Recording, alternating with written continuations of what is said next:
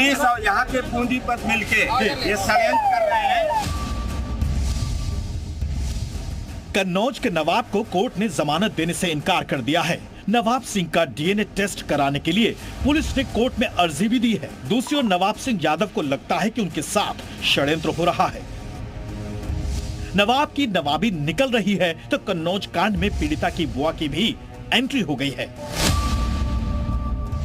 पीड़िता की बुआ को भी पुलिस ने आरोपी बनाया है। उस रात पीड़िता की बुआ ही थी जो कन्नौज के मिनी सीएम नवाब सिंह के पास नाबालिग को लेकर गई थी। बुआ जो है इनकी लड़की को लेके आई थी और इस घटना के संबंध में इनको कोई जानकारी नहीं थी और इनकी बुआ को जांच के क्रम में बुलाया गया था बयान के लिए, तो ये आए नहीं है। इनकी तलाश की जा रही है। इनका जो अभी तक का कार्य रहा है वो संदिग्ध है। आरोपी नवाब सिंह का पीड़िता की बुआ से पुराना नाता बताया जा रहा है। 2010 से पीड़िता की बुआ पूजा तोमर नवाब सिंह के संपर्क में आई। पीड़िता की बुआ पर पीड़िता को उसके पास ले जाने का आरोप है। पुलिस ने बुआ को आरोपी भी बनाया है। बुआ को पकड़ने के लिए पुलिस ने 6 टीमें बनाई हैं। सूत्रों के मुताबिक बुआ ने दावा किया था कि नवाब सिंह को फंसाया गया है और ये साजिश समाजवादी पार्टी के ही नेता की है, जबकि पीड़िता के परिवार वालों को शक है कि उनकी बेटी को गुमराह खुद उसकी बुआ ने किया है। मंत्री जी, एक चीज जानना चाहेंगे, कन्नौज की घटना और इस घटना के बाद अब प्रशासनिक एक्शन जारी, आप क्या कह रहे हैं? ये बहुत गंभीर घटना है, लेकिन ये कन्नौज में किसी के लिए भी अचरज का विषय नहीं है। नवाब सिंह यादव के खिलाफ 15-16 मुकदमे पहले से हैं। इसको तो बहुत पहले जेल में होना चाहिए था। इसके खिलाफ बहुत पहले कार्रवाई होनी चाहिए थी।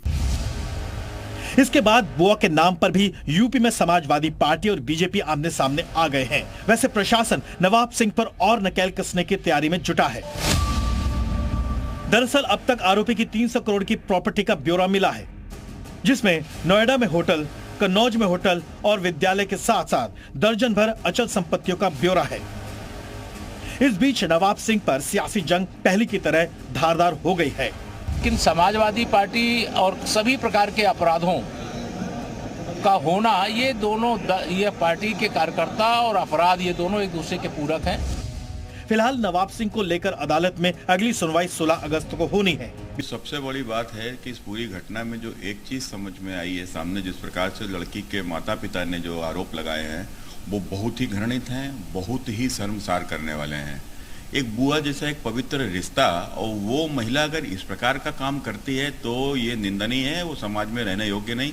इसको तत्काल, मुझे लगता है कि बाबा का पहला बुलडोजर तो वहीं आना चाहिए, उसके ऊपर चलना चाहिए।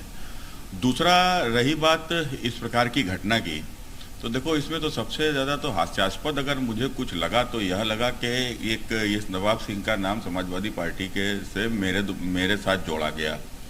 अब एक बात बताओ, कल जब मैं देख रहा था तो 300 करोड़ से भी अधिक की संपत्ति इनकी निकली है, और ये 300 करोड़ की संपत्ति कहाँ से आ गई इनके पास?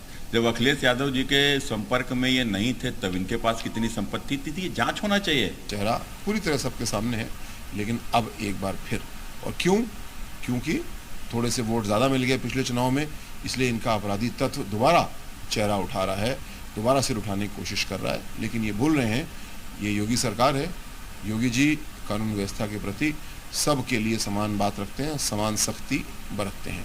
तो नवाब सिंह यादव हो या कोई भी अपराधी हो, उसके खिलाफ सख्ती की जाएगी, न्यायालय से उसको सजा दिलाई जाएगी।